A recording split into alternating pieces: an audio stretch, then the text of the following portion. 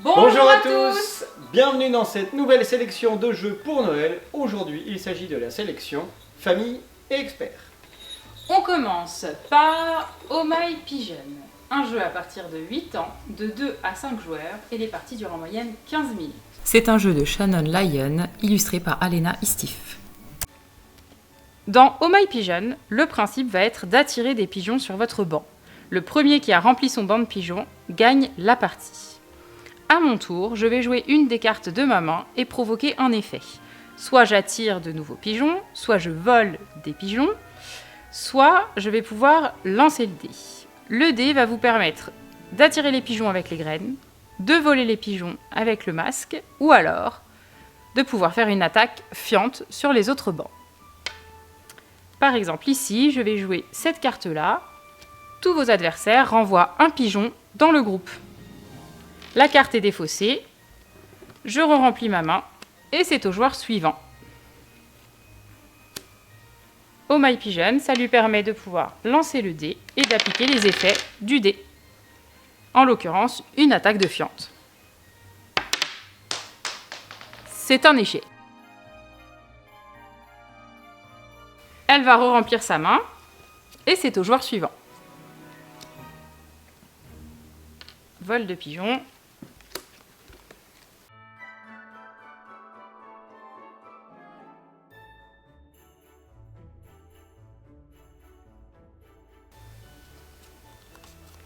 Et ainsi de suite, jusqu'à ce que quelqu'un réussisse à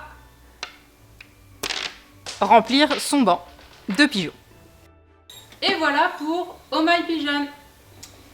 On continue avec le deuxième jeu de la sélection. Il s'agit de Château Combo. Château Combo, c'est un jeu de 2 à 5 joueurs à partir de 10 ans pour une durée de 25 minutes. C'est un jeu de Grégory Gérard et Mathieu Roussel et illustré par Stéphane Escapa. Dans Château Combo, le but du jeu est de marquer le maximum de points de victoire. Les points de victoire sont notés ici, à l'intérieur des cachets de ciel. Lorsque c'est mon tour, je vais devoir choisir une des cartes qui se trouve devant le pion messager qui est ici. Je vais devoir en payer le coût qui est indiqué en haut à gauche et la positionner devant moi. Ici, je paye 2 pour prendre la carte et la mettre devant moi. Attention, lorsque je vais choisir la carte, je vais la mettre dans un emplacement très précis devant moi. Je vais devoir constituer un quadrillage de 3 cartes dans chaque ligne et dans chaque colonne. Je vais donc à la fin de la partie avoir 9 cartes. Lorsque je positionne une carte, je vais avoir un effet immédiat ici. Je gagne une pièce par carte marron. Je n'en ai qu'une, je vais donc récupérer une pièce. L'indication en bas indique des manières de marquer des points de victoire à la fin de la partie. Je recomplète la main pour le joueur suivant. Ici, le joueur va choisir une carte en payant le coût indiqué en haut à gauche.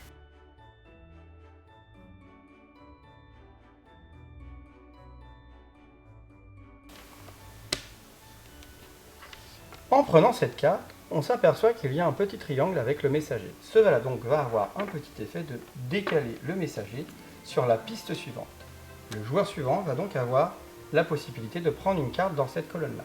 Mais attention, il peut aussi utiliser une clé qu'il a devant lui pour déplacer le messager et choisir une carte qui l'intéressait davantage. Autre option, il peut aussi utiliser la clé pour changer les 3 cartes et renouveler les 3 propositions.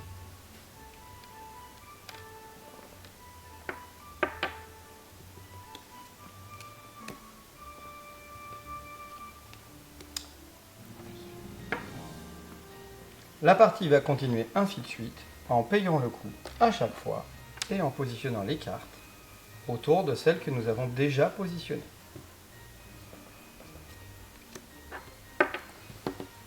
Lorsque je vais positionner la dernière carte sur mon plateau, je termine donc ma partie. Chaque joueur va poser sa dernière carte devant lui et à la fin de la partie, nous allons compter les points que nous pouvons marquer sur chacune des cartes, ce qui fera notre score final.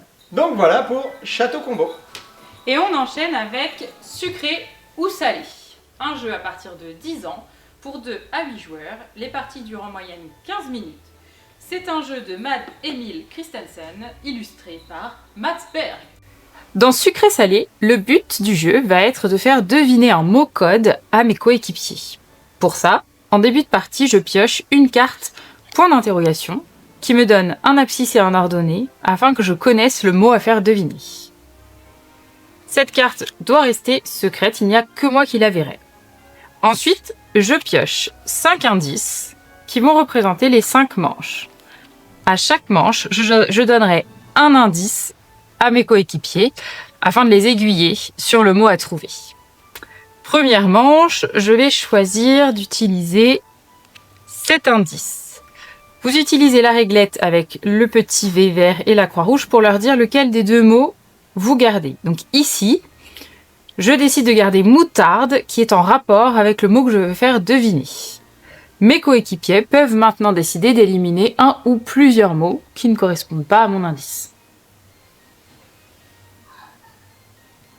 Ici, on élimine jeunesse.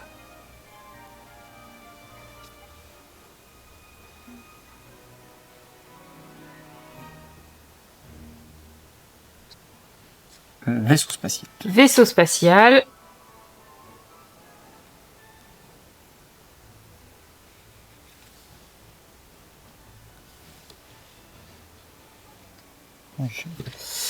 Il décide de s'arrêter à 3 mots, donc c'est les joueurs qui décident combien de mots ils vont cacher. Évidemment, si le mot que je dois faire deviner est caché par une croix, la partie s'arrête immédiatement et nous l'avons perdu.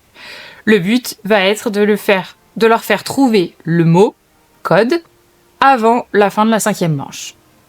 Je peux donc continuer avec un nouvel indice. Celui-ci rejoint la manche numéro 1. Et je vais décider de mettre midi comme deuxième indice.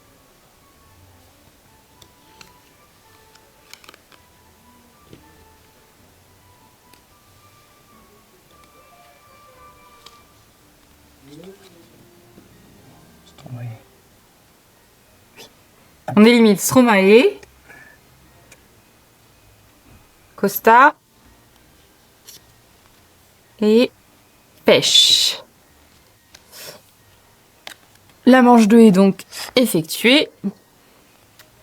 Je vais donner comme indice...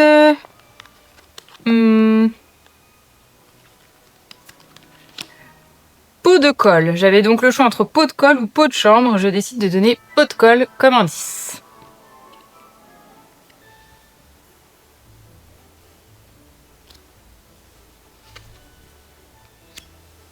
Donc il n'y a pas d'obligation sur le nombre de mots à cocher pendant cette phase. C'est vraiment les joueurs qui décident.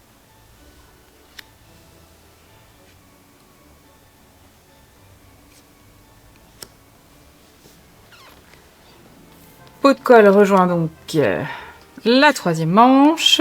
Il me reste 2 indices pour réussir à faire deviner mon mot.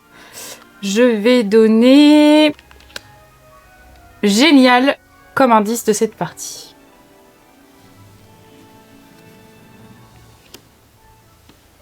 Camembert est supprimé.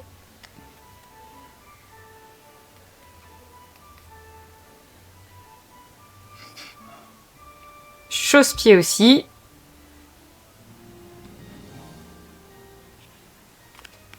Et pain aussi. Jusque-là, tout se passe bien. Je vais pouvoir donner mon dernier indice. Il s'agira de cabanon. C'est la fin pour Keanu Reeves.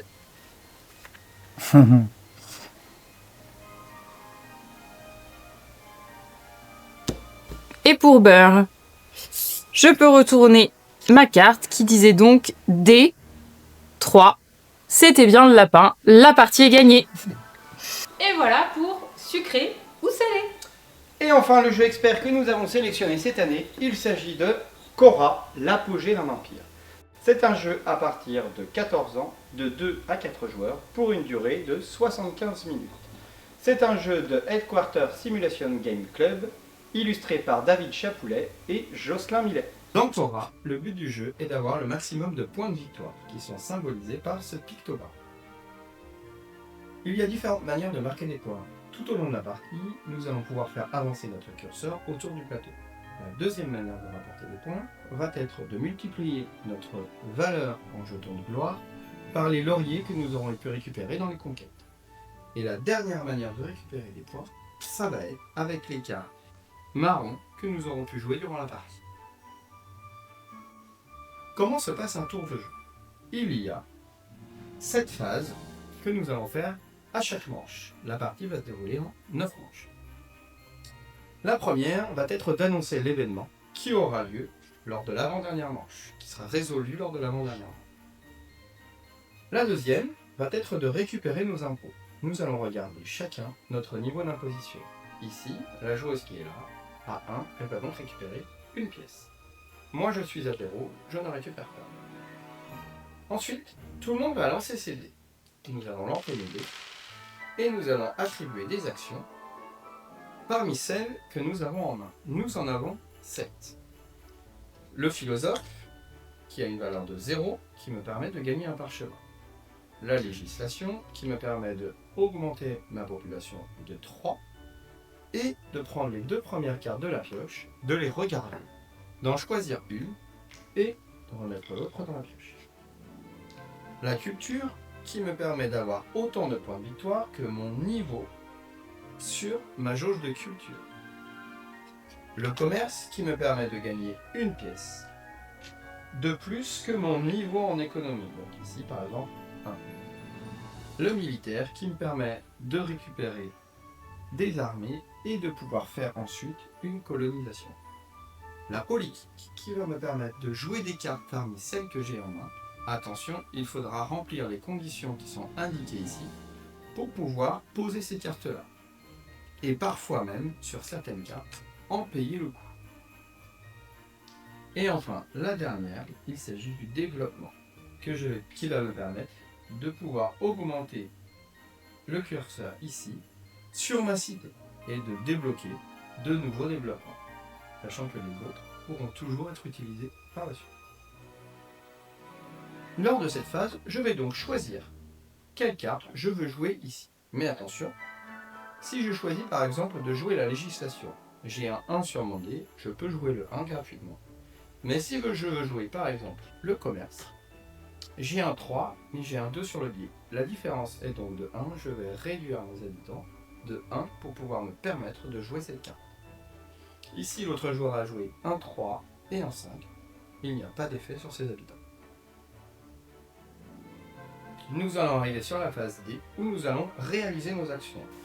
Lorsqu'il y a 2 joueurs qui ont joué une carte en même temps, c'est celui qui a la plus faible valeur sur ces dés qui jouera en premier. Ici, sur le commerce, je vais gagner une pièce de plus que mon niveau d'économie. Je vais donc gagner 2 pièces. Ensuite, je peux, si je veux, acheter un symbole pour 5 pièces.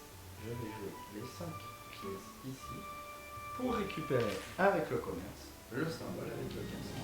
Il me sera utile par la suite pour pouvoir jouer les cartes avec les conditions qui sont requises. Ou pour pouvoir permettre de créer les cartes, de jouer les cartes de développement ici avec les conditions qui sont devant.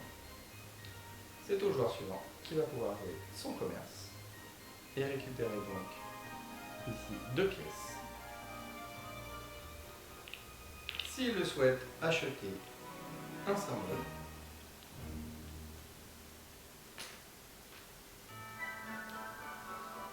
Sa deuxième action, c'est politique. Elle va donc pouvoir jouer une carte politique.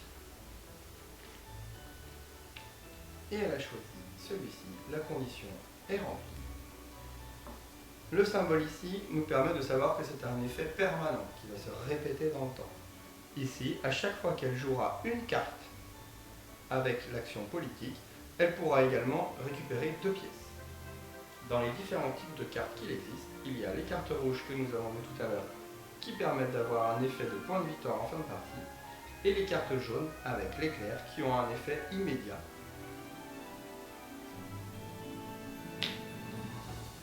La phase suivante, c'est la phase progrès. Chacun va pouvoir choisir un niveau dans l'économie, la culture ou le militaire pour pouvoir faire avancer son curseur. Bien entendu, il y a un coût à payer qui est indiqué à l'intérieur du curseur. Ici, en augmentant la culture de 1, je paye une pièce et mon tour s'arrête. Nous allons ensuite résoudre l'événement qui se trouve ici. Ici, tous ceux qui ont un total sur leur 2 dés inférieur à 4 remportent un parchemin. C'est mon cas. je vais donc remporter un parchemin. Enfin, nous allons regarder les succès pour savoir qui a atteint un succès, qui se trouve ici, et appliquer les faits. Il y a 5 types de succès différents. Le premier, être le premier joueur à atteindre 10 points de victoire. Le deuxième, avoir atteint avec ses habitants 12 habitants. Le troisième, atteindre l'armée à 6. Le quatrième, atteindre notre jauge au niveau 4. Et enfin, avoir joué 3 cartes développement devant soi. Le fait d'avoir réalisé un succès nous permet d'avoir un bonus, soit d'augmenter notre valeur de gloire, qui nous permettra de multiplier nos points de victoire en fin de partie, soit d'augmenter les impôts, qui nous permettront de collecter davantage d'argent en phase 2. À quoi servent les parchemins pour finir? Je peux les utiliser à différents moments, soit lors de la phase des dés, pour gagner 3 habitants, ce qui nous permettra peut-être de jouer des cartes plus élevées. Soit lors de la phase de réalisation des actions, où je peux dépenser 2 parchemins pour récupérer un symbole. Ou enfin, lors de la phase progrès, pour augmenter un symbole supplémentaire, attention, toujours en payant le coût qui est indiqué. Voilà, à l'issue des 9 manches, on va regarder qui a le plus de points de victoire, c'est celui qui remportera la partie. Et voilà pour Cora. Une dernière idée cadeau à glisser sous le sapin. Il s'agit de la carte d'abonnement pour la Ludo. Et si vous n'habitez pas Cloire-Carnoët, contactez la Ludo la plus proche de chez vous. Et voilà, ainsi s'achèvent les sélections de Noël pour l'année 2025. On se retrouve l'année prochaine et en attendant, nous vous souhaitons Un joyeux Noël!